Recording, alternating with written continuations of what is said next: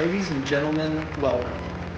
Today, I have the great pleasure of introducing the The battle of evolution is only one skirmish in a much larger war. Science simply makes no use of the hypothesis of God. Ask yourself, what has intelligent design given us? Nothing. We cannot accept intelligent design as an alternative scientific theory. They will never accept that we have a better argument. They just pester us and they waste our time.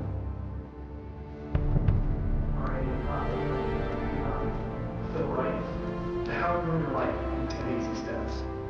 Today, Ben is speaking on the topic that has become increasingly important to him over recent years. While Ben has always been an ardent supporter of science, lately he has noticed an alarming trend in the scientific establishment that could have dire consequences for every American. Without further ado, please join me in giving a warm welcome for Mr. Ben Stein. Thank you. Thank you very much. Thank you very, very much. Thank you. Thank you very much, everybody. Thank you very much, gangsters. Thank you very, very much. Terrorists. Because of giving the topic of intelligent design some modicum of credibility. What happened to Dr. Sternberg was terrible, but surely it was just an isolated case. I was still pretty skeptical, so naturally I checked in with the head of the Skeptics Society, Michael Shermer.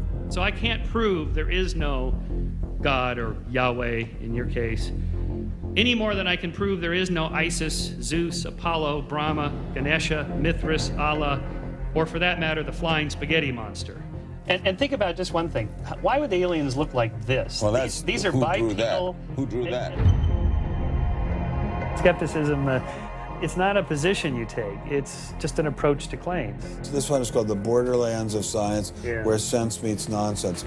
Is intelligent design nonsense? Well, it's unproven, so in that sense, it's nonsense. So I would put it in the sort of shaded areas between good, solid science and total nonsense. You know, it's sort of 3/4 of the way toward the nonsense side. But you think, nevertheless, people should be allowed to speak about it and publish papers about it? They are free to write and publish and be heard in public forums and go to conferences just like everybody else does. Well, what if a person published something, say at the Smithsonian, in favor of intelligent design and then lost his job over it? And it had been peer-reviewed, and published, and then he lost his job over it anyway. What would happen? What do you think about that situation? I think that particular situation, there was something else going on. What was going on? I don't know. I mean, I don't know, because I don't know, but I think there had to be something. People don't get fired over something like that. You roll up your sleeves, you get to work, you do the research, you get your grants, you get your data, you publish, and you work your butt off, and that's how you get your theories taught. Well, but wait a minute. What if you try and roll up your sleeves and go to work and work your butt off, and they say, well, we're going to fire you if you even mention the word intelligent design? I don't think that's happening. Where is that happening? George Mason University. Throughout its 50-year history, our mission has remained clear: to prepare a diverse population of students to think and to grow in a climate of unbridled academic freedom. After Dr. Caroline Crocker simply mentioned intelligent design in her cell biology class at George Mason University, her promising academic career came to an abrupt end. My supervisor invited me into his office. He said, "I'm going to have to discipline you for teaching creationism." And I said, I mentioned intelligent design on a couple of slides, but I did not teach creationism. He said, "Nonetheless, you have to be disciplined." At the end of the semester, I lost my job. Not only did this well-loved professor lose her job at George Mason, she suddenly found herself blacklisted, unable to find a job anywhere. So whenever I interviewed for a job, I would be offered it, usually on the spot. Since this has happened, and since people can Google my name, I'm finding that when I send my credentials, I do get interviews. I get many interviews, but I never get offered a job. I don't tell them about my science sin. I was only trying to teach what the university stands for, which is academic freedom. There's nothing to be learned in neurosurgery by assuming an accidental origin for the parts of the brain that we work on. It wasn't just biologists who were feeling the Darwinist wrath. When neurosurgeon Michael Egnor wrote an essay to high school students saying doctors didn't need to study evolution in order to practice medicine, the Darwinists were quick to try and exterminate this new threat. A lot of people on a lot of blogs called me unprintable names that were printed. There are a lot of very, very nasty comments. Other people suggested that people call the university I work at and suggested perhaps it's time for me to retire. I realized when I kind of went public with my doubts about the adequacy of Darwin's theory that I would encounter criticism. What has amazed me is the viciousness and the sort of baseness of it. I'm an old guy, I have tenure, I'm academically safe, but the young people and what is happening to them in America right now because of this scientism gulag is really terrible. Apparently, Professor Marks was not as safe as he thought. A few months after this interview, Baylor University shut down his research website and forced him to return grant money once they discovered a link between his work and intelligent design. In order to attract grants, you have to market yourself. So you put up sites and call yourself labs and groups and things like that in order to get visibility. And in my entire experience in academia, I never went to any superior and asked them any permission to put up any of these labs. So the fact that this was singled out, let alone shut down, is jaw-dropping. It's astonishing. I have never been treated like this in my about 30 years in academia. Shut up, you freak! I say shut up! It's a man! If you peel back the onion, I think that there is no doubt that the center of this is my work in what some would call intelligent design. People really get emotional about this. Whenever you say intelligent design in a room of academics, them's fighting words. Creationists. Astronomer Guillermo Gonzalez found himself in a fierce shootout with Iowa State University following the publication of his book, arguing that the universe is intelligently designed. Despite a stellar research record that has led to the discovery of several planets, his application for tenure was denied, putting his career in jeopardy. I worried about my tenure a little bit in 2005 when the petition was being circulated because I viewed that as a strategy of Hector Avalos and his associates to try to poison the atmosphere on campus against me because he knew I wasn't tenured yet and I was very vulnerable. I have little doubt that I would have tenure now if I hadn't done any professional work on intelligent design. Dr. Gonzalez had this advice for scientists who might be thinking about following his example. If they value their careers, they should keep quiet about their intelligent design views. We know there are times and places to be quiet, and other times and places when we can make noise if we want to. Will you show us? Of course. Boys and girls, how would you like to show some of the ways we know of being quiet? It's the kind of thing where you just learn to keep your mouth shut. In addition to those scientists who were willing to appear on camera, we encountered many more who didn't dare show their face for fear of losing their jobs. You use an intelligent design perspective to get the research done, but you're not allowed to talk about it in public. And so there is definitely incentive, if you think about it, for people to remain within the mainstream. You know, what's he up to? What is he thinking? Is he one of them? That kind of thing. If I write intelligent design, they hear creationism. They hear religious right. They hear theocracy. So it appears Mr. Shermer, the self-styled skeptic, was wrong on this one. Intelligent design was being suppressed in a systematic and ruthless fashion. But maybe intelligent design should be suppressed. I didn't like what was happening to these scientists, but on the other hand, we don't want our kids being taught that the Earth is flat or that the Holocaust never happened. It was time to ask the scientific establishment what was so bad about intelligent design. Intelligent design people are not genuine scientists. Intelligent design is a racket. It's just propaganda. The only intelligent thing about it is to have got people to call it that. It's really very stupid as well. Everybody knows science education in America is appalling. What we don't need at this time is intelligent design in the classrooms. To present intelligent design stunts their educational growth. It stunts their intellectual growth. But what I don't understand is how these animals could have been on Earth millions of years before man, and the Bible says the whole Earth was created in only 6 days. It wasn't just the educational aspects of intelligent design that had scientists concerned. Many suspected the movement masked a much larger agenda. Intelligent design is a set of excuses to squeeze creationism into the classrooms. Get intelligent design in the schools today, and we can have school prayers tomorrow. Any other complaints? Can you imagine anything more boring? The boredom attached to ID is supreme. It is so boring that I can't even bother to think about it much anymore. A way of understanding nature that's superior to the one that we all are making lots of discoveries using. Great. Bring it on. We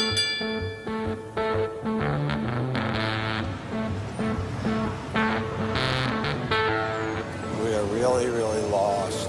I think it's on 3rd. I think it's on 3rd. I think it's down there. I have no idea where this place is.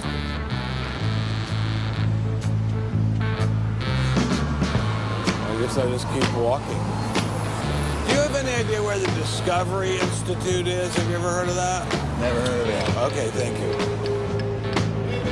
How are you, sir? Good, yourself? Good. Do you have any idea where the Discovery Institute is? Discovery Institute, not a clue. Discovery Institute.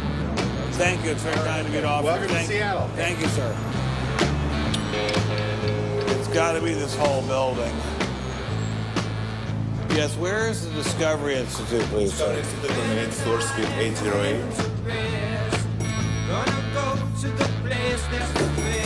Okay, very good. Aha! Success at last. Aha! We found you. Are you Bruce Chapman? I am. How are you? I'm Ben Stein. Well, very kind of you to have me here. Well, I'm delighted to meet you. Can I look around and see your office? Absolutely. Do you just have this floor, or do you have several other floors as well? No, this is it. This is it? You've made an awful lot of trouble for being in such a small office. I thought it was going to be like the Pentagon. We're like the little boy that said the emperor has no clothes. And he didn't have a big organization either. When you go around and raise funds, your people are not saying to you, by the way, we're going to get all these scientists out of the classroom and put Christ back in the classroom.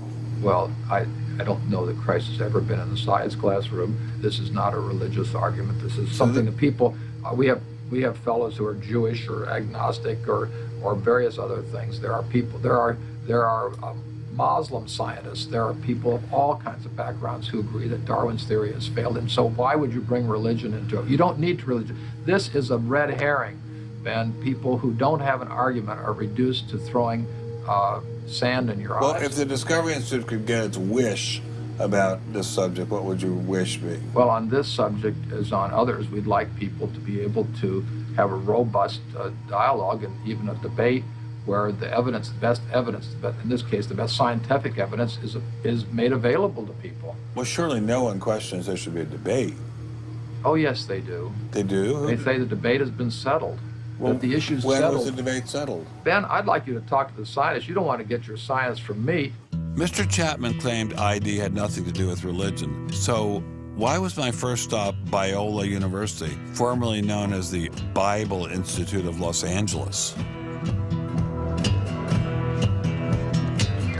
Your own personal Jesus.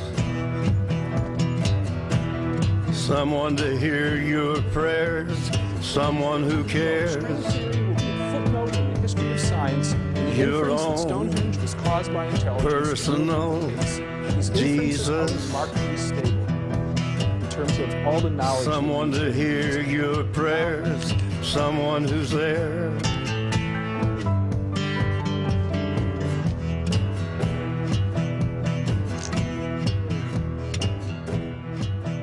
How much money have you ever gotten from Jerry Falwell? $0. How about Pat Robertson? 0. Are you a minister? No. Are you a priest? No. Pastor? No. Youth pastor? Oh, I did teach Sunday school once. Has this all been resolved? I mean, aren't we all Darwinists now? Except for a few cranks like you? Well, it's a funny thing that questions that aren't properly answered don't go away. This question is loaded with all kinds of political baggage, but one-on-one at a scientific meeting after the third or fourth beer, my experience has been that many evolutionary biologists will say, yeah, this theory's got a lot of problems. So you're meaning to tell me that there really is a debate among scientists about whether or not evolution occurred? Well, evolution is a kind of funny word. It depends on how one defines it. If it means simply change over time, even the most rock-ribbed fundamentalist knows that the history of the Earth has changed, that there's been change over time. If you define evolution precisely, though, to mean the common descent of all life on Earth from a single ancestor via undirected mutation and natural selection, that's textbook definition of neo-Darwinism. Biologists of the first rank have real questions. But the modern theory of intelligent design is just microwaved creationism. I don't think that's the case. Creationism, properly understood, begins with the Bible and says, how can I fit the Bible into the data of science? Intelligent design doesn't do that. Intelligent design is the study of patterns in nature that are best explained as a result of intelligence. So intelligent designers believe that God is the designer? Not necessarily. Intelligent design is a minimal commitment scientifically to the possibility of detecting intelligent causation. Dr. Nelson didn't sound like a crazy person, but I still suspected ID was nothing but reheated creationism. My next stop didn't seem like it was going to alleviate those fears. I didn't crawl out of the ocean, I didn't come from no monkey. But science tends to forget evolution's just a theory. They present it in the textbooks and on animal TV. Like it's fact, but tell me, were you there 12 million BC? Evolution is from an intelligent design perspective, is perfectly acceptable if the sense is that how did the design get implemented? The issue is there real design there, and are these material mechanisms like natural selection, are these adequate to account for everything we see in biology? And our argument is no, it's not. But Darwin produced all this evidence from his travels and his studies at the Galapagos that evolution explained things. If you look at the history of science, people often have a good idea and then they decide just to run with it. And they say, we're going to apply this everywhere. And so Darwin takes his idea of natural selection and says, I'm going to explain all of life with it. I mean, physics used to be Newtonian physics. Newton was physics. And then we got to look to Einstein, general relativity. It's not, Newton isn't enough. Well, I think likewise what we're finding with Darwin is that he had some valid insights, but it's not the whole picture. Okay, Darwinism may not be the complete picture, but what made these guys think they had the missing pieces? I put this question to Dr. Stephen Meyer, author of the paper that originally got Dr. Sternberg in so much trouble. It's hard to believe that this little town is the headquarters of giant Microsoft, which enabled Mr. Gates to become fantastically rich. Maybe that's what Steve Meyer's doing here. Maybe this is somehow going to make him fantastically rich. We'll pin him down like a butterfly on a butterfly board. A butterfly on a killing board. Coffee shop straight ahead. Newton is buried in the geniuses corner at Westminster Abbey, right? That's correct, yeah. Darwin is also buried in Westminster Abbey. Right, and so is Darwin. Right near each other, right? And you're here in Redmond in a little building without a sign. Right? And you're obviously an incredibly smart guy, but how dare you challenge someone who's buried in the geniuses corner next to Newton at Westminster Abbey? Well, it may seem a little cheeky, but it's what scientists are supposed to do. When I was in Cambridge, one of my supervisors often advised us to beware the sound of one hand clapping, which was a way of saying if there's an argument on one side, there's bound to be an argument on the other. And what I found in studying the structure of the argument in The Origin of Species is that for every evidence-based argument for one of Darwin's two key propositions, There is an evidence-based counter-argument. Well, but is it a debate? I mean, there's just you and a couple of other guys in a dinky little office downtown, say on one side, and there's the faculties of all the great universities of the world on the other side. Speaking with a great uniform and authoritative voice. Right. Yeah. Well, in any case, the debate really isn't going to be settled by numbers. It's going to be settled by the evidence and the arguments. While I was still in Bill Gates country, Dr. Meyer recommended I check in with molecular biologist Jonathan Wells. What kind of names do they call you? Creationist. What do you say back to them when they say you're a creationist?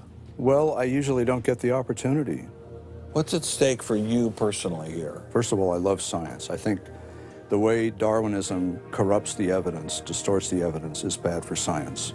Well, the other scientists would tell you to just shut up if you love science, okay? Because you're sort of being a bomb thrower into science. I am upsetting the apple cart, and I think it deserves to be upset in this case. Why? Because the evidence is being distorted to prop up a theory that I think doesn't fit it. Was Darwinism really that bad? Perhaps a change of scenery would give me a fresh perspective.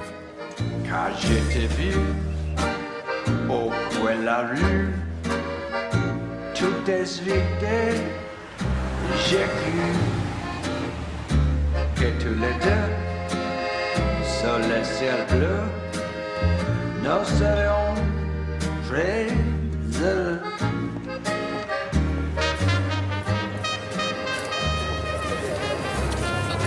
Mr. Berlinski, I assume? Mr. Stein. How are you, sir?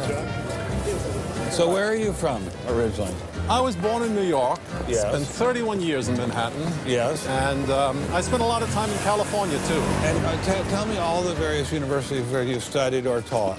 I was at Princeton, then I had a professorship at Stanford, and then I left Stanford, and I taught at Rutgers. I left Rutgers, and I taught at the City College in New York. I left the City College of New York. I taught at the Baruch College. I taught at San Jose. What did you teach at Baruch College? Anything they wanted. Come on in. Thank you, monsieur. What an old building, wow. It's the oldest in Paris. You're kidding.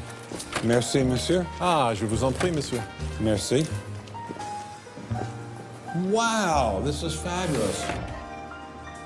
Let's put it this way. Before you can ask, is Darwinian theory correct or not, you have to ask the preliminary question, is it clear enough so that it could be correct?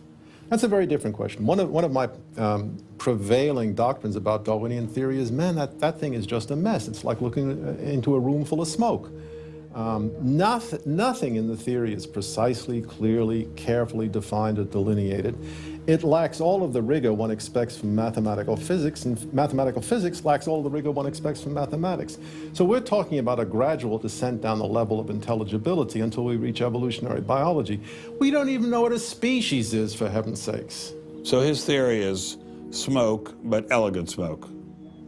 There's a certain elegance to it, but I think Einstein had the appropriate remark. He preferred to leave elegance to his tailor. A room full of smoke? That certainly wasn't what I was hearing from prominent Darwinists like Richard Dawkins. Evolution is a fact. It's a fact which is established as securely as essentially any other fact that we have in science. Richard Dawkins is so confident that evolution is a fact, and that therefore God doesn't exist, that he has devoted his entire life to spreading the evolution gospel. I'm an atheist with respect to the Judeo-Christian God because there is not a shred of evidence in favor of the Judeo-Christian God. It is completely right to say that since the evidence for evolution is so absolutely, totally overwhelming, nobody who looks at it could possibly doubt that if they were sane and not stupid. So the only remaining possibility is that they're ignorant, and most people who don't believe in evolution are indeed ignorant. But the people I spoke with weren't ignorant. They were highly credentialed scientists. So there had to be something else going on here. So you think the whole theory of evolution is false, or just certain parts of it? Well, again, evolution is a slippery word. I would say minor changes within species happen. But Darwin didn't write a book called How Existing Species Change Over Time. He wrote a book called The Origin of Species. He purported to show how this same process leads to new species, in fact, every species. And the evidence for that grand claim is, in my opinion, almost totally lacking. How does Darwin or Darwinism say that life began? Well, he didn't know, and in fact, nobody knows. So Darwinism, strictly defined, starts after the origin of life and deals only with living things. Well, how can there be a theory about life without a theory about how life began? Well, a grand overarching evolutionary story, of course, does include the origin of life, but Darwin's theory doesn't begin until you have the first cell. Well, does someone have a theory about how life began?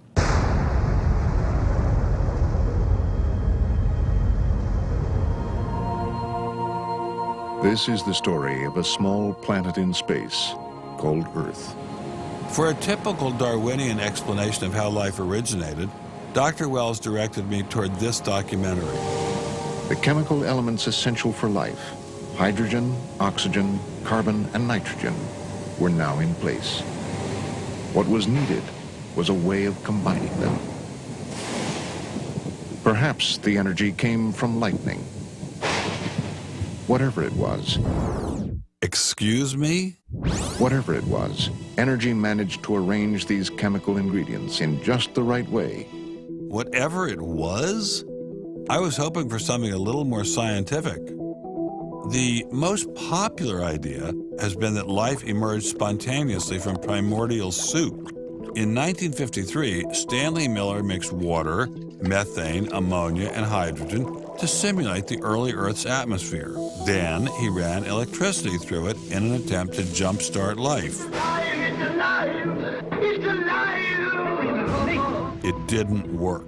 While the initial results seemed promising, 50 years later, most serious scientists have abandoned this approach in favor of alternate. Put Ben Stein's money on Dr. Roos's joyriding crystals, but it did make me wonder, what were the chances of life arising on its own? It's been speculated that probably there would have to be a minimum of about 250 proteins to provide minimal life function.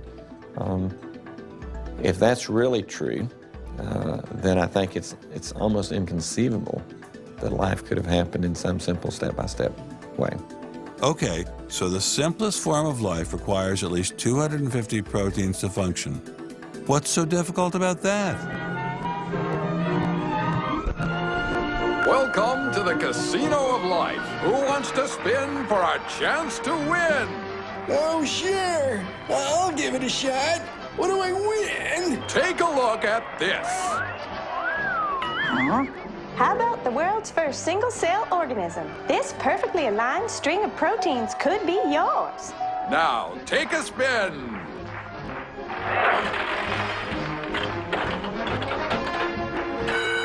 I won! Tina, tell him how many times he needs to do that to win the prize. 250.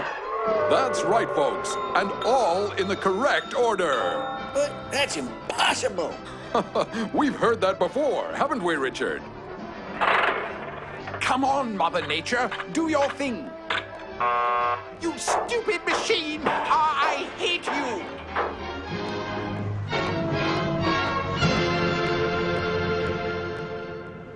We're talking about something that's staggeringly improbable, roughly 1 in a trillion. Let all of life choose a million, a trillion. The number is essentially zero. Something has to skew nature to choose the ones that work. So, in the game of life, it looks as if the house always wins. Luckily, some serious scientific minds have figured out a way to beat the odds. Directed panspermia. When faced with the overwhelming problem of the origin of life, Nobel Prize winner Francis Crick proposed this theory, that life was seeded on Earth, which basically means aliens did it. Crystals? Aliens? I thought we were talking about science, not science fiction. We don't know what caused life to arise.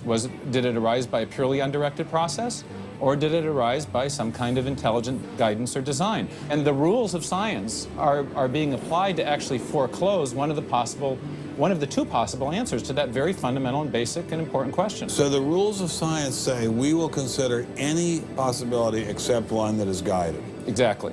No matter how life began, on the backs of crystals or in the test tube of some intelligent designer, everyone agrees it started with a single cell. But what is a cell? Let me ask you a question. Yeah. Darwin wrote The Origin of Species in 1859, published it in 1859. He had an idea of the cell as being quite simple, correct? Yeah, everybody did. Okay. If he thought of the cell as being a Buick, what is the cell now in terms of its complexity by comparison? A galaxy. If Darwin thought a cell was, say, a mud hut, what do we now know that a cell is? More complicated than a Saturn V. So what is in a cell as far as we know now? A world that Darwin never could have imagined. I needed someone who could give me a glimpse into this world.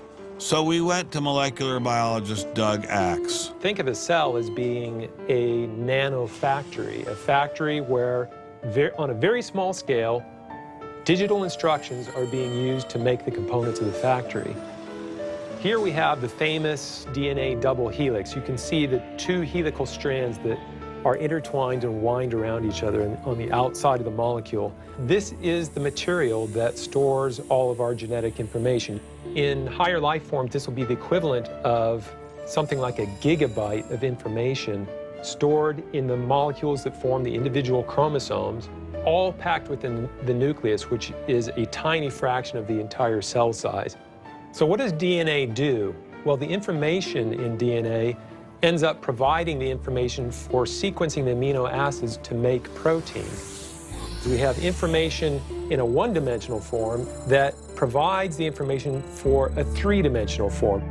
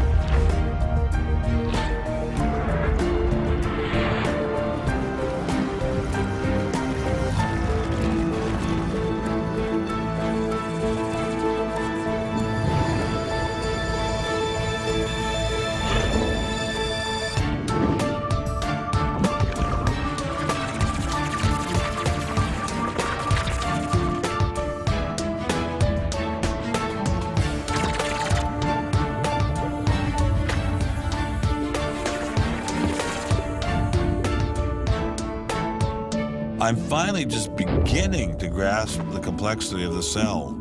Are there systems within the cell that go well beyond Darwinian evolution? Some type of cellular technology that drives adaptation, replication, quality control, and repair? What if these new mechanisms have massive design implications? Well, I say, so be it. The cell really is like nothing we've ever seen in the physical world. That's got to be firmly grasped. That's not something we can just say, oh, well, it's just a little bit more of the same old, same old. It's not the same old, same old. We are finding is that there's information that's in the cell that cannot be accounted for in terms of these undirected material causes. So these, it has to be. And so there's some other, so it has to be an information source. So one of the key questions faced by modern biology is, where do you get information from? Well, Darwin assumed that the increase in information comes from natural selection.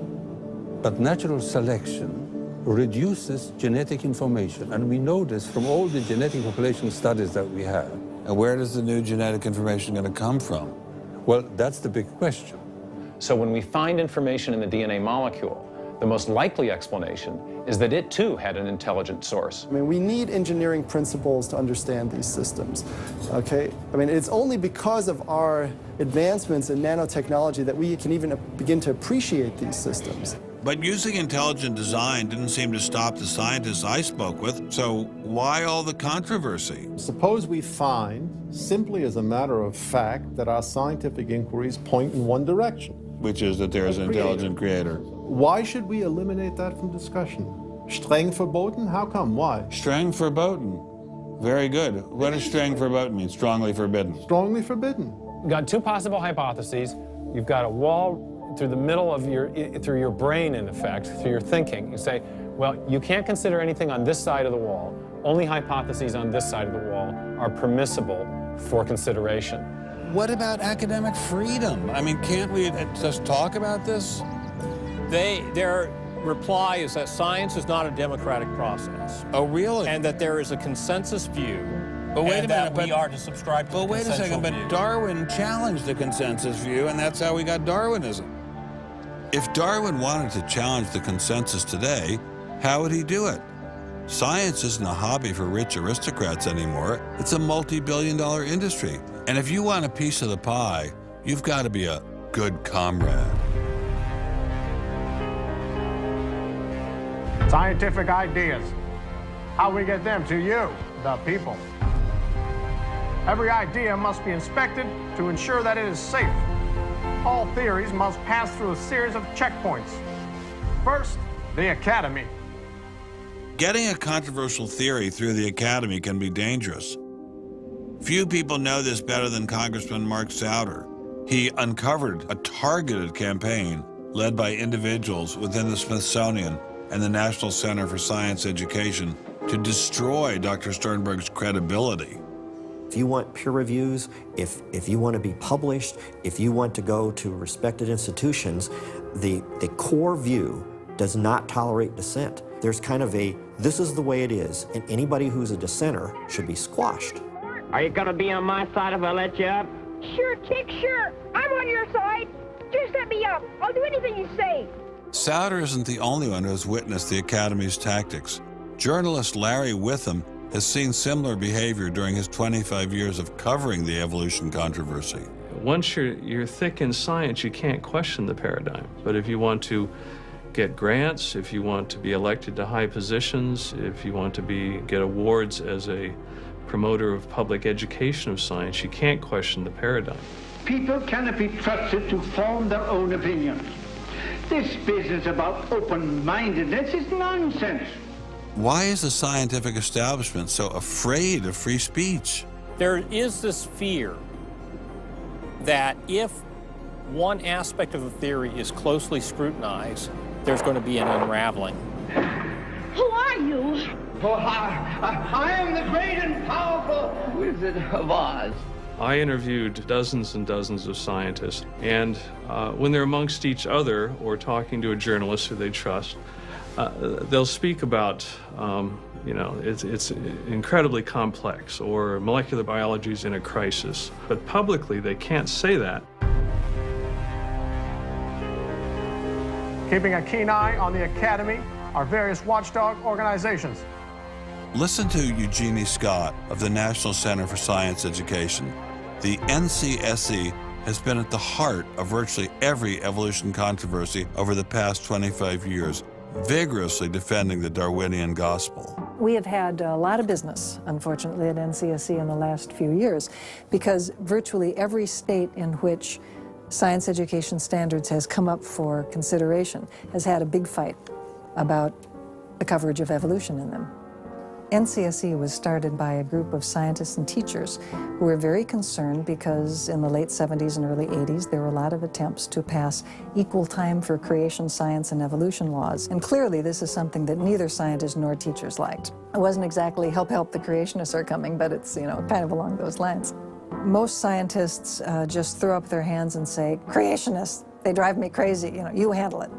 We've worked a lot with science education organizations. The most important group we work with is members of the faith community, because the best kept secret in this controversy is that Catholics and mainstream Protestants are okay on evolution.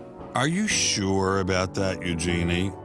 Liberal Christians have been fighting with conservative Christians for so long that they'll side with anybody against the fundamentalists.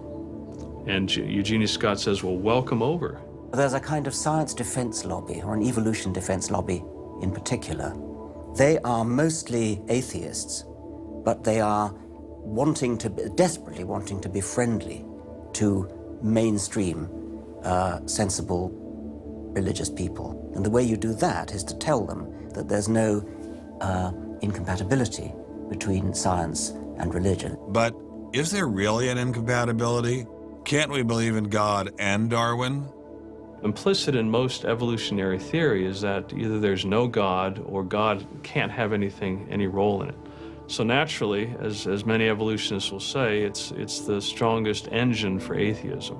If they called me as a witness, and a lawyer said, Dr. Dawkins, has your belief in evolution, has your study of evolution turned you towards atheism? I would have to say yes.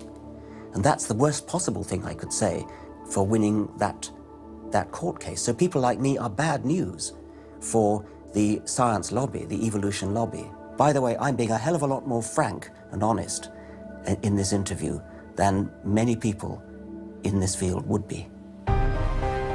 Working hard to keep ideas in check are our friends in the media.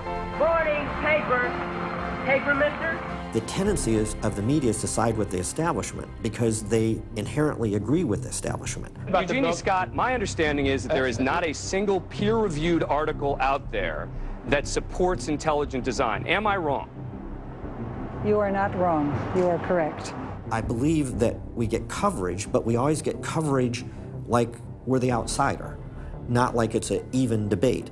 But instead of merely reporting news, he analyzes it, often expressing his personal opinions. We constantly deal with reporters who refuse even to report the correct definition of intelligent design. They, over and over again, talk about life is so complex, God must have done it. Just admit it, it's religion. Very simple. You just can't, it's religion.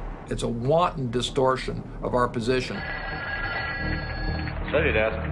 I've got a hot story here. You can look at Associated Press stories, and the same sentence will appear in those stories for 10 years. Intelligent design says that life is too complex. It's called a boilerplate. And the reporter never reports anymore or gets any new ways to say it, so the public understanding never advances. But what happens if a reporter decides to take a more balanced approach to intelligent design? There might be remarkable pressure on that reporter not to side against the evolutionists. I thought I told you to kill that story. Few reporters have learned this better than author and journalist Pamela Winnick. When she refused to take sides in an article she wrote about intelligent design, the Darwinists found a new favorite target. Number one, I wasn't Christian, I was Jewish. Number two, I wasn't religious. Number three, I was not taking a position in favor of creationism. I was writing about intelligent design, and it didn't matter. After I wrote that one piece, everything I wrote on the subject was scrutinized. There were hate letters coming into the newspaper. If you give any credence to it whatsoever, which means just writing about it, you are just finished as a journalist. Other journalists we spoke with told similar stories, but didn't dare appear on camera. And now, the presses are ready to roll. When all other checkpoints fail, there is always the courts.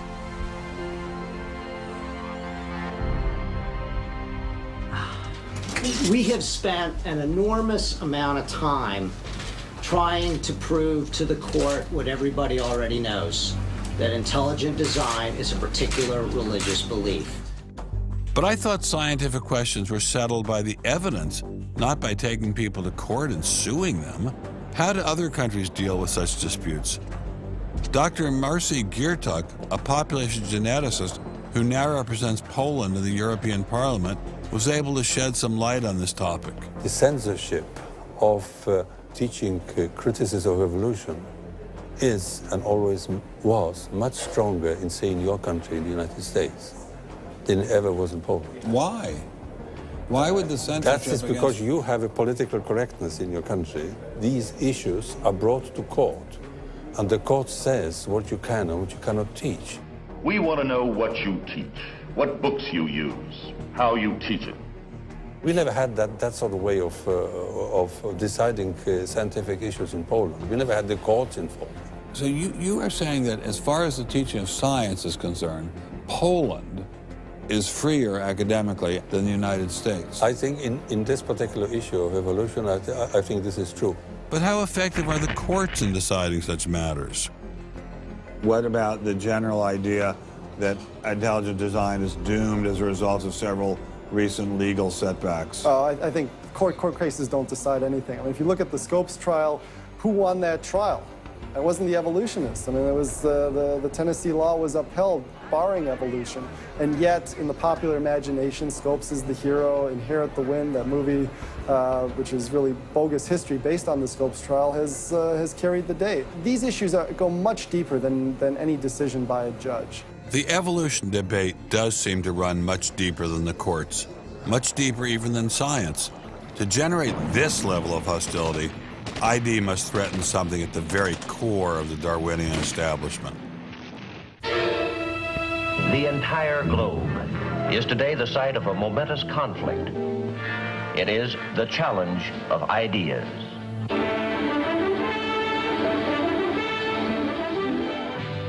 I am Edward R. Murrow. For a little while, I would like to review with you the great conflict of our times, one which demands and must get the attention and the involvement of each one of us. This conflict over the principles of evolution has become a religious war.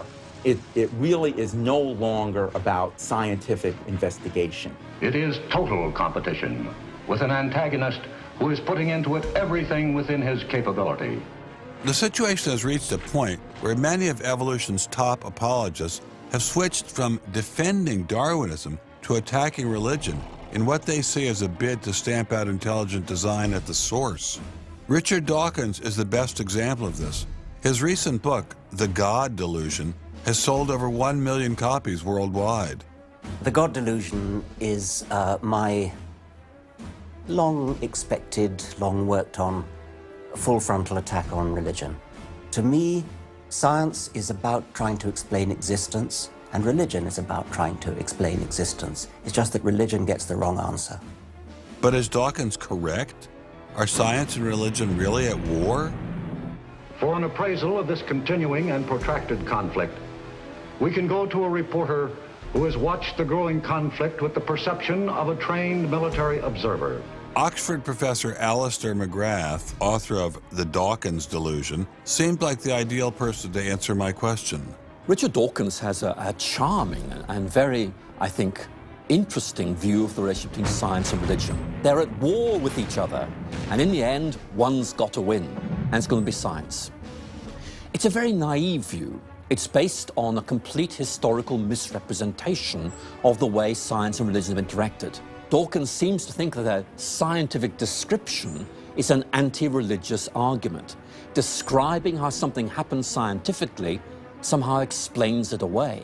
It doesn't. But the questions of purpose, intentionality, the question why, still remain there on the table. And I think it was just a catastrophic mistake to have someone like Dawkins address himself to profound issues of theology, the existence of God, the nature of life. He hasn't committed himself to disciplined study in any relevant area of inquiry. He's a crummy philosopher. He doesn't have the rudimentary skills to meticulously assess his own arguments. Genius guy, though. Very smart guy. A little bit of a reptile, but a very smart guy. The opposing point of view in this conflict rests on a fundamentally different vision of man. If you have two distinguished scientists, and in fact you can range many more on each side, as you know, saying exactly opposite things, that's telling me that the conflict is not between science and belief in God. Otherwise, you'd expect all scientists to be atheists. But it's a worldview conflict. It's between scientists who have different worldviews. You've got two competing explanations of the evidence. One says design, one says undirected processes. Both of them have larger philosophical or religious or anti-religious implications. So you can't say that one of those two theories is scientific and the other is unscientific simply because they have implications. Both have implications. People who tell you, for example, that science tells you all you need to know about the world, or that science tells you that religion is all wrong, or science tells you there is no God, those people aren't telling you scientific things. They are saying metaphysical things, and they have to defend their positions for metaphysical reasons.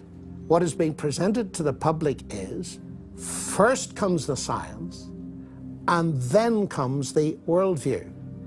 I would want to argue that that may not be the case, that it may actually be the other way around, that the worldview comes first and is influencing the interpretation of science. My deep regret is some people are so deeply entrenched in their own worldviews that they will simply not countenance alternatives. I'm actually a person of the left, and not even a particularly religious person. I think of myself as kind of humanist. And I think it's sending a very bad message to religious people who are interested in science, that in some sense, in order to do science credibly, they have to leave their religious beliefs at the door. The founders of early modern science, Sir Isaac Newton, Robert Boyle, Johannes Kepler, Galileo, most of these early scientists all not only believed in God, but they thought their belief in God actually made it easier to do science. You can be religiously motivated and you can do good science. And they have more often gone together than not gone together. Admitting our biases is the best way towards rational discussion, which I would welcome. Rational debate is a nice thought, but it's nearly impossible in the current climate. I'd seen the chilling effect that this unquestioning devotion to Darwinism has had on science, but were there other consequences? No gods, no life after death, no ultimate foundation for ethics, no ultimate meaning in life, and no human free will are all deeply connected to an evolutionary perspective. You're here today and you're gone tomorrow, and that's all there is to it. Dr. Will Provine, professor of the history of biology at Cornell University, gave us another disturbing glimpse into where Darwinism can lead. Oh, I was a Christian, but I never heard anything about evolution because it was illegal to teach it in Tennessee. Dr. Provine's first biology professor changed all that. He started talking about evolution as if it had no design in it whatsoever. And I came up to him and I said, "You've left out the most important part." And he said, "If you feel the same way at the end of one quarter, I want you to stand up in front of the students in this class and tell them this deep lack in evolution."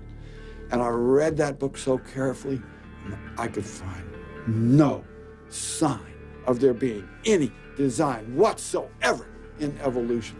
And I immediately began to doubt the existence of a deity. But it starts by giving up an active deity.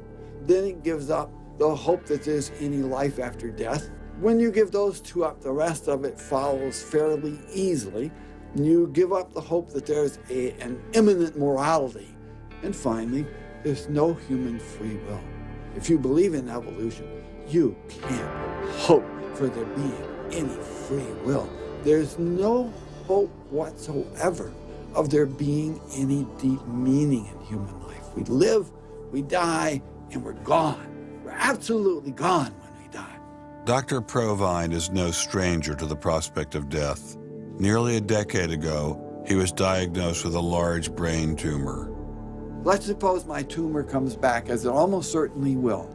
Well, I'm not going to sit around like my older brother did last year, and he was dying of ALS, Lou Gehrig's disease. He wanted desperately to die, but we couldn't help him die. I don't want to die like that. I'm going to shoot myself in the head long before then. I'm going to do something different. I hope these are empty words for my friend, Dr. Provine, because shortly after this interview was recorded, he learned his brain tumor had returned. I don't feel one bit bad about holding the views that I do. There's not anything in the views I hold that makes me, oh, I wish I had free will, or, oh, I wish there were a God. I don't ever wish that. Dr. Provine's deconversion story was typical amongst the Darwinists we interviewed. Biologist P.Z. Myers, who runs the pro-Darwin anti-religion blog Pharyngula, says science eroded his faith as well. I never hated religion. I found religion quite comfortable, and I liked the people in it. What led to the atheism was learning more about science, learning more about the natural world, and seeing these horrible conflicts with religion. And it was then, when I discovered evolution, when I discovered Darwinism, that I realized there's this magnificently elegant, stunningly elegant explanation, which I didn't quite understand to begin with. When I did understand it, then that finally killed off my remaining religious faith. After hearing these stories, I was not surprised to discover that most evolutionary biologists share Professor Dawkins' views. It appears Darwinism does lead to atheism, despite what Eugenie Scott would have us believe. And if you separate out the ethical message from religion, what have you got left? You got a bunch of fairy tales, right? I think that God is about as unlikely as fairies, angels, hobgoblins, etc. Religion, I mean, it's just fantasy, basically. It's completely empty of any explanatory content. And it's evil as well. Half the people in this country think that drugs is what you have to regulate to make us safer, and half the people think guns, that's what you got to regulate to make us safer. But I always think if you're going to regulate one thing that has the most potential to cause death and destruction, religion. You got to start with religion, and Religion is an idea that gives some people comfort, and we don't want to take it away from them. It's like knitting. People like to knit. You know, we're not going to take their knitting needles away. We're not going to take away their churches. But what we have to do is get it to a place where religion is treated at the level it should be treated. That is something fun that people get together and do on the weekend and really doesn't affect their life as much as it has been so far. So, what would the world look like if Dr. Myers got his wish? Greater science literacy, which is going to lead to the erosion of religion. And then we'll get this nice positive feedback mechanism going, where as religion slowly fades away, we get more and more science to replace it. And that will displace more and more religion, which will allow more and more science in. And we'll eventually get to that point where religion has taken that appropriate place as a side dish rather than the main course. But will eradicating religion really lead to a modern utopia? Let me try to imagine that. And let's let history be our guide.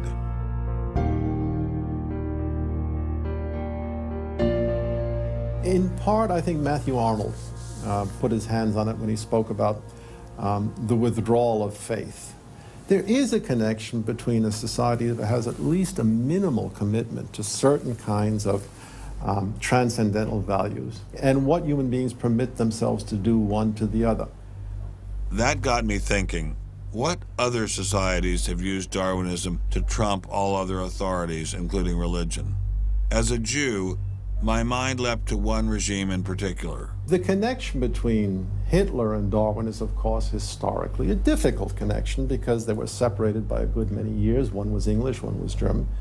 Nonetheless, if you open Mein Kampf and read it, especially if you can read it in German, the correspondence between Darwinian ideas and Nazi ideas just leaps from the page. Of course, you have to add every historical caution. Not everyone who read Darwin became a Nazi. Obviously not. No one is making that case. Darwinism is not a sufficient condition for a phenomenon like Nazism, but I think it's certainly a necessary one. This was a connection I had to explore personally.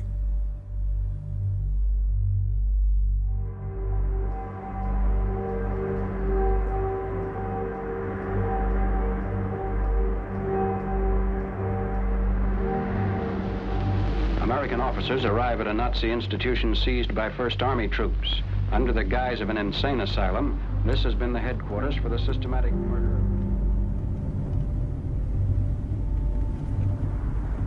So what is this place? During the Second World War, 15,000 people were killed here. Why were they killed? They were killed because they were people with handicaps. Why kill them? What's the point of killing them? People who were not able to work, people who were not able to live by themselves, that they were useless eaters. Useless eaters. And life unworthy of living. This idea grew up in the 20s. So long before National Socialism, biologists, anthropologists, they thought that maybe mankind could, or the government could interfere into the growth of the population. I see. And they had the utopia Utopia. that they would have a society without illness and without handicap. Alles Lebensschwache geht in der Natur unfehlbar zugrunde. Wir Menschen haben gegen dieses Gesetz der natürlichen Auslese in den letzten Jahrzehnten furchtbar gesündigt. Wir haben unwertes Leben nicht nur erhalten, wir haben ihm auch Vermehrung gewährt. Die Nachkommen dieser Kranken sahen so aus, die tiefer stehen als jedes Tier. So this was a Darwinian concept. Yes. And also a Malthusian concept, very much Malthusian. Malthusian? Thomas Malthus, who said that there was a shortage of resources, English philosopher, so there's a shortage of... but the Nazis, they relied on Darwin. They relied on Darwin. Yes, Darwin and German scientists. Patients were led down this hallway to Nazi doctors who decided who would live and who would die. They were accompanied by 15 nurses. Nurses, yes. Nurses, male and female nurses. So nurses were helping lead them to their doom. Yes.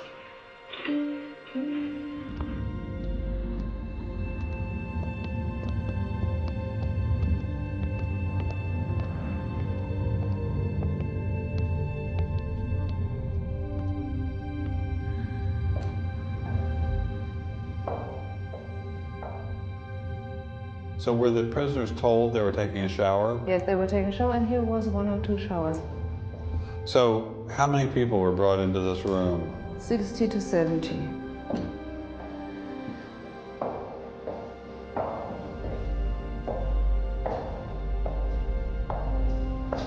So what is this? This is the dissection table.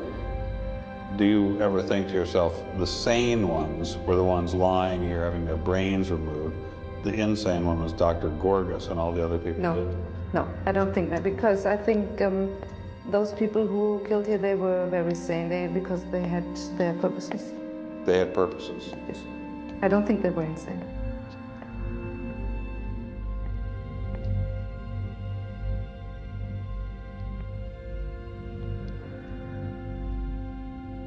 They had 2 crematory ovens. I see. And they killed about 70 people. A day? So a day, so they had... That's barely enough. And they only killed from Monday to Friday. So... Because the people who were doing the killing needed to have the weekend off. If you met Dr. Gorgas today, what would you say to him? I don't know. I don't think that it's my role to tell him something. It's difficult to describe how it felt to walk through such a haunting place, to know that these cold stone and tile walls were the last things the victims of Hadamar ever saw. I wanted to explore this connection further, so I met with the author of From Darwin to Hitler, Dr. Richard Weikart. Hitler and many of the physicians that carried out this program were very fanatical Darwinists, and particularly wanted to apply Darwinism to society. Was wir uns unter der deutschen Jugend der Zukunft wünschen, ist etwas anderes, als was die Vergangenheit sich gewünscht hat. Wir müssen einen neuen Menschen, auf das unser Volk nicht an den typischen Degenerationserscheinungen dieser neuen Zeit zugrunde geht. Many of these people in the 19-teens, 1920s, who were putting forward some of these ideas about racism were considered the leading scientists. These were Darwinists who were taken seriously by fellow academics. It's not to say that all academics believed it. These leading academics, were there any of them who were Americans? There were plenty of Americans who were saying similar kinds of things. Not only were Americans saying such things, they were pioneers in this fledgling science known as eugenics. They thought they could help evolution along by sterilizing the so-called feeble-minded and prohibiting them from getting married. Physicians who are aware of the history of 20th century American medicine harbor some bad feelings towards Darwinists because of eugenics. And eugenics, which was an attempt to breed human beings, it was the darkest chapter of American medicine ever. There were 50,000 people involuntarily sterilized because they were deemed unfit to breed, basically. Eugenics isn't just history. the spirit of the movement lives on today. Margaret Sanger was the head of Planned Parenthood. She was a very fanatical in her promotion of eugenics. In fact, Planned Parenthood was all about birth control for the impoverished and lower classes to try to help improve the species.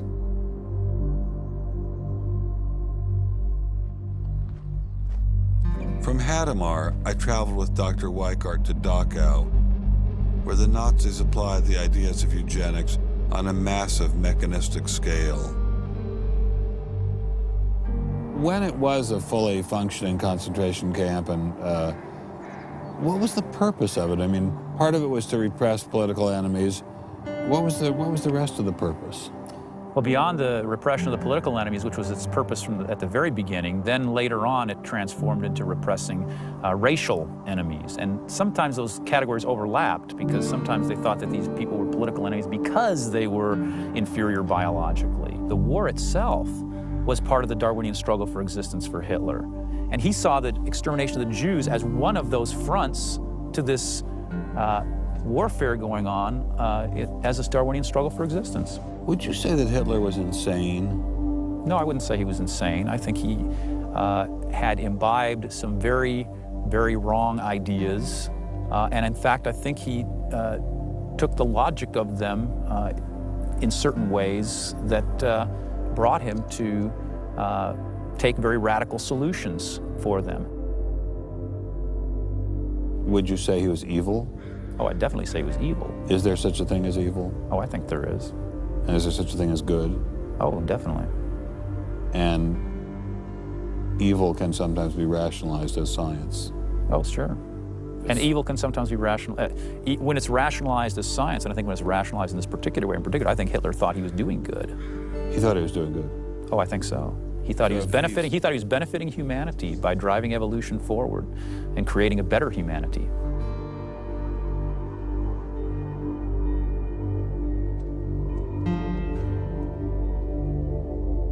Before leaving Dachau, I stopped by the memorial commemorating the thousands of Jews who were killed there in excruciating conditions.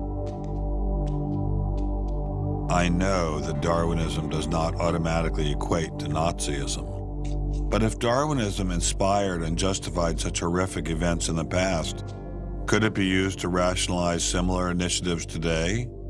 There's a good German expression, so fängt es immer ein. I mean, it always begins in the same way. Something to remember in the context of United States discussions of euthanasia and abortion. It always begins in the same way. There seems to be an excellent argument for getting rid of useless people by killing them.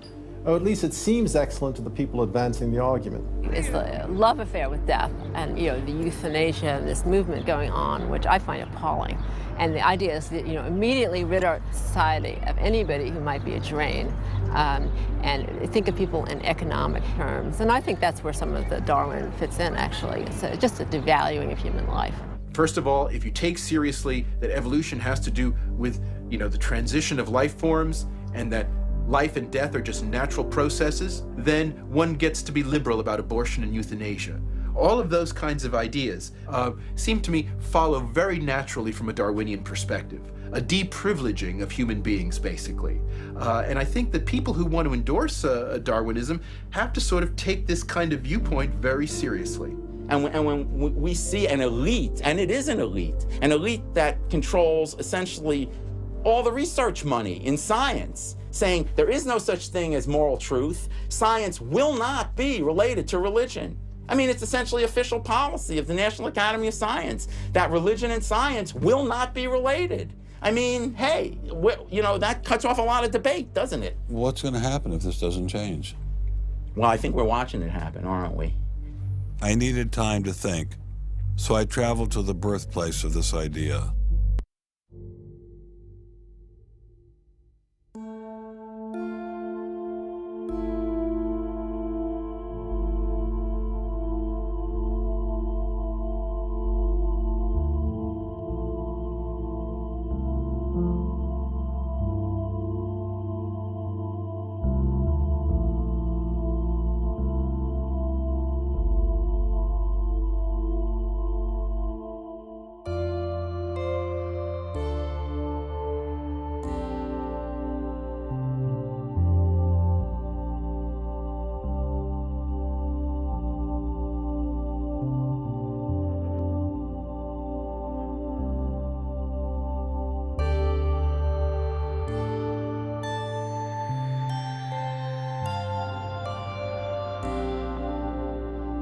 With savages, the weak in body or mind are soon eliminated.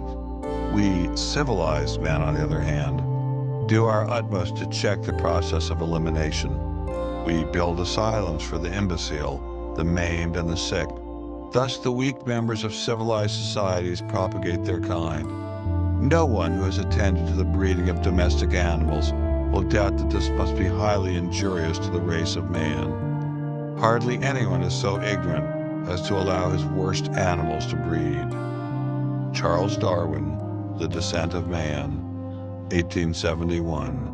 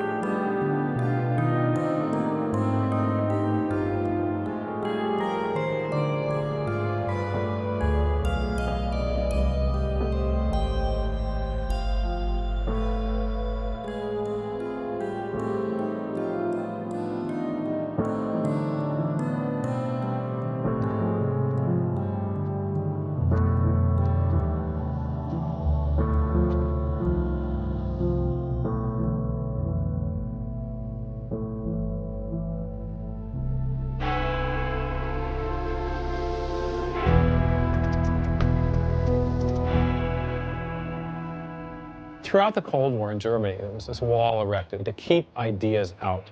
It was erected by people who held an ideology, that were afraid of a competition from other ideas that would come into their society. And what we're seeing happening in science today is very much like that.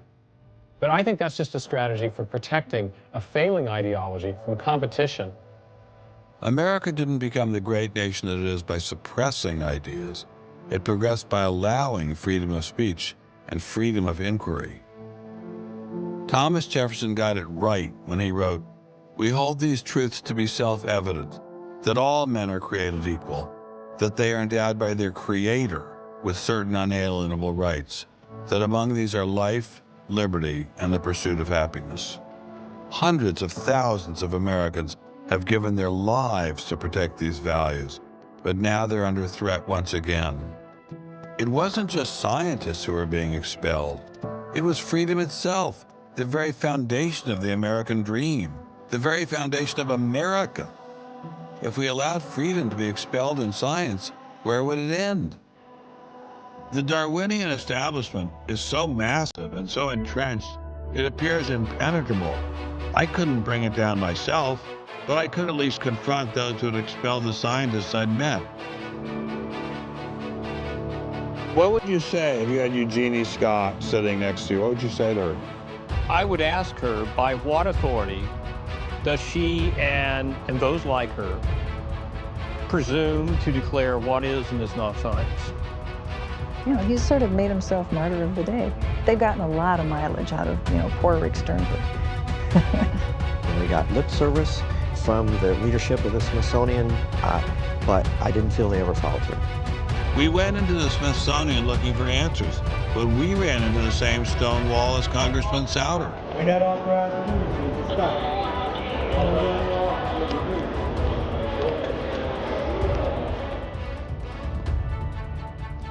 He said, nonetheless, you have to be disciplined, and I lost my job.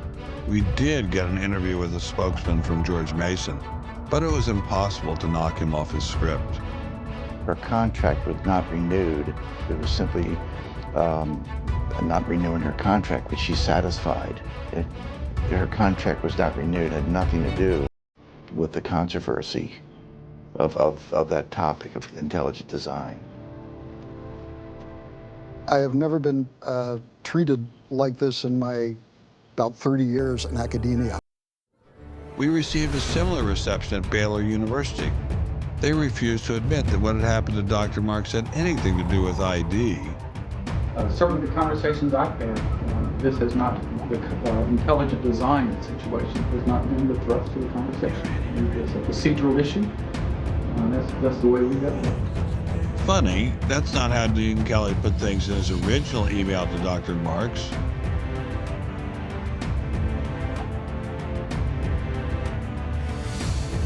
I'm not mixing my religion with my science. The questions that I ask in my intelligent design research are perfectly legitimate scientific questions. At least the top guns at Iowa State were willing to own up to their actions. What we wanted to stop is the use of the name of ISU to validate intelligent design out. And we did succeed.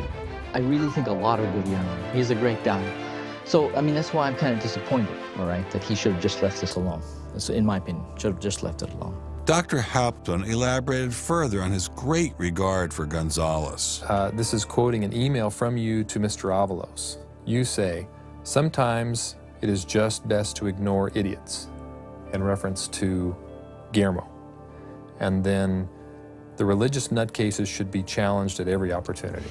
Yeah, because, for example, you... in that case, I'm thinking more of, say, the creationist crowd who claims that God put all the animals on an ark and that's it, all right? That's where all of our animals came from today. That's crazy, okay? You shouldn't be insulting even children with that kind of thing. So these are the idiots, all right? They've always been around. They've always been around. Going after the perpetrators in each of these cases wasn't getting me anywhere. So I reconnected with Dr. Berlinski and Dr. Schroeder to see if they had any advice.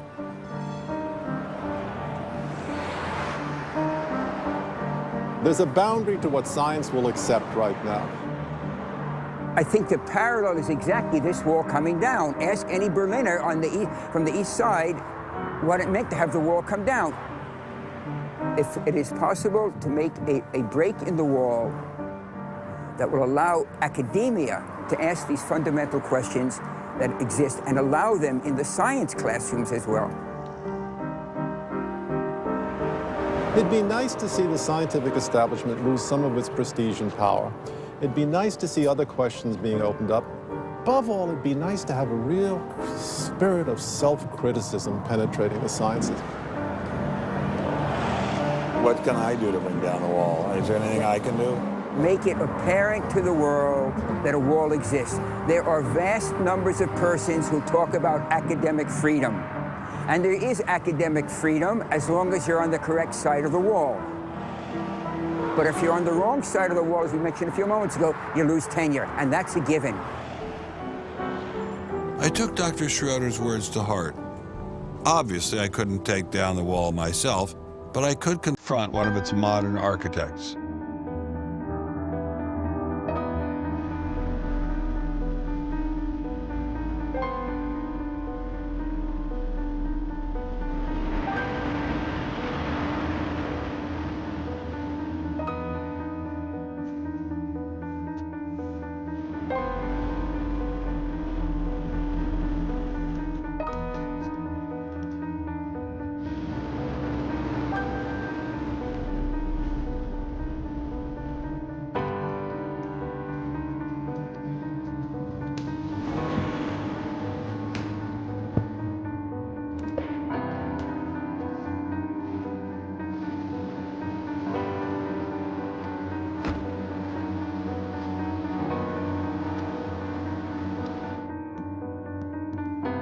Hello, Professor Dawkins. How are you? I'm Ben Stein. I'm so sorry to keep you waiting. How are you? Fine, thank you. You have written that God is a psychotic delinquent invented by mad, deluded people. No, I didn't say quite that. I said something rather better than that. Oh, well, please tell us what you said. Please tell us what you said. Well, I would have to read it from the book. No, please.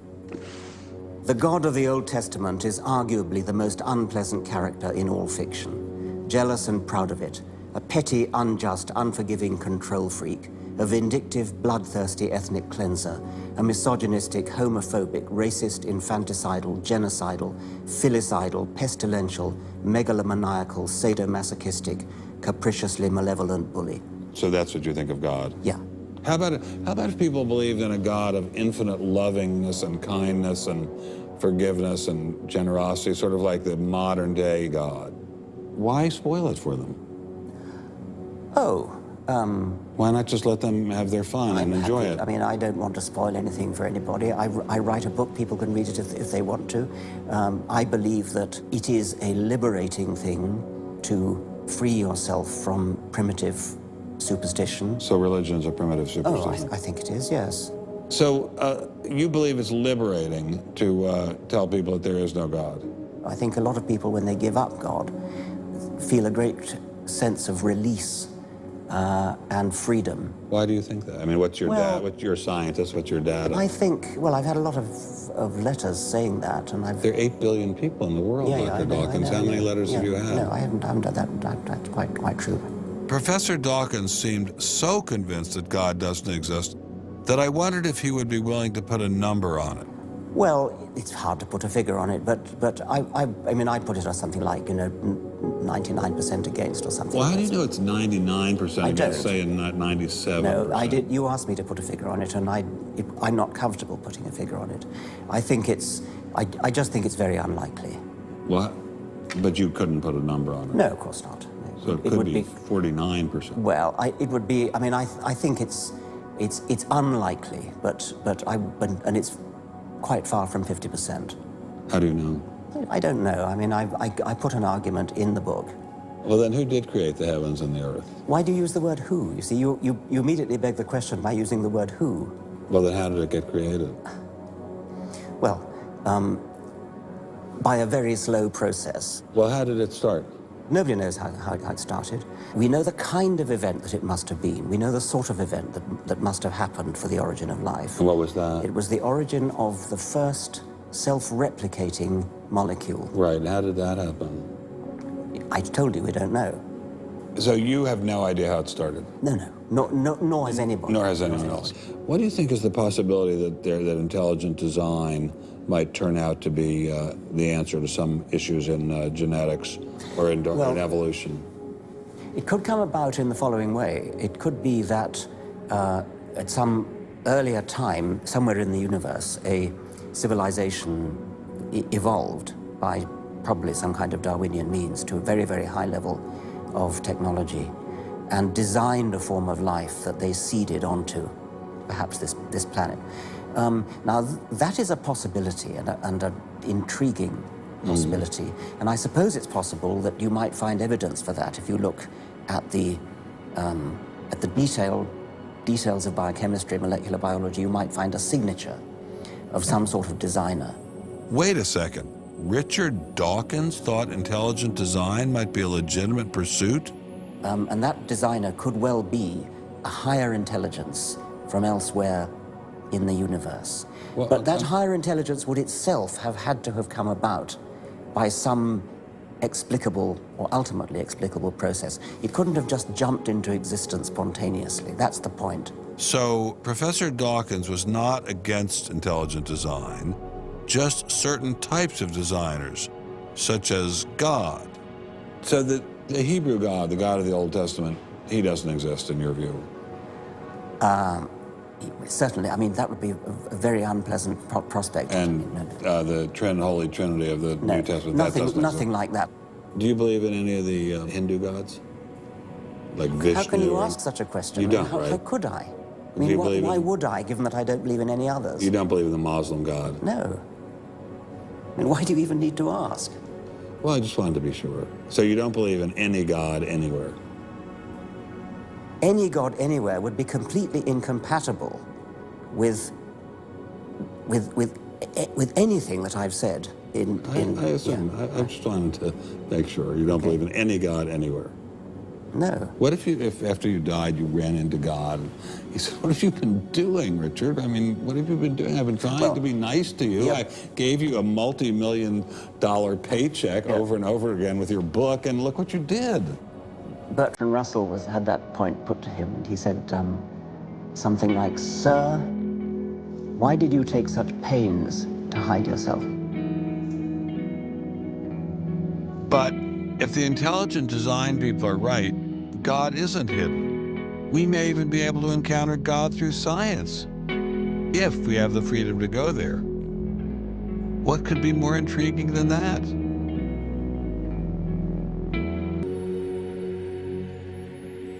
We take freedom for granted here in the United States. Freedom is what this country is all about.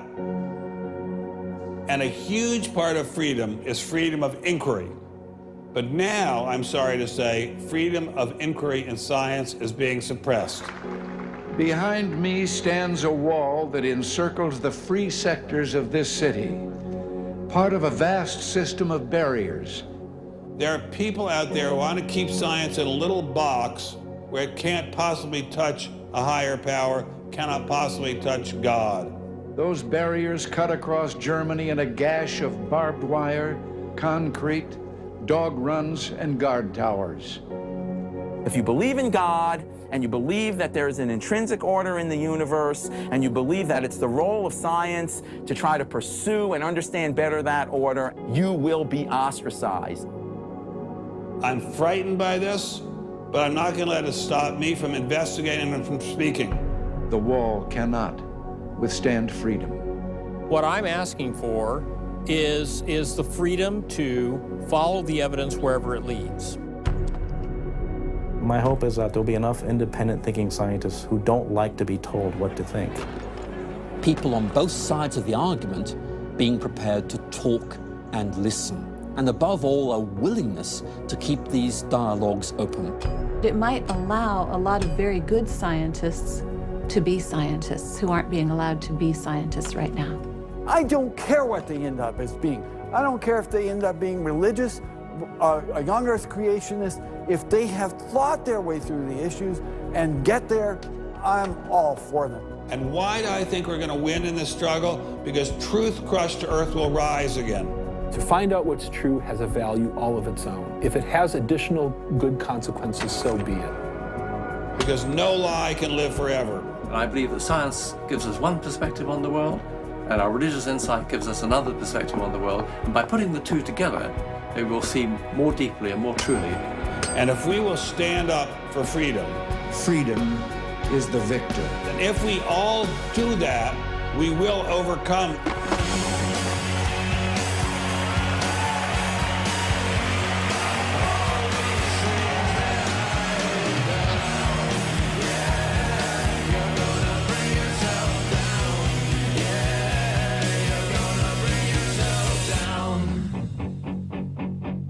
I've taken a first step by speaking out on this issue. But if the wall is to come down, we all have to do our part. Some of you will pay a heavy price for speaking out. You may even lose your job.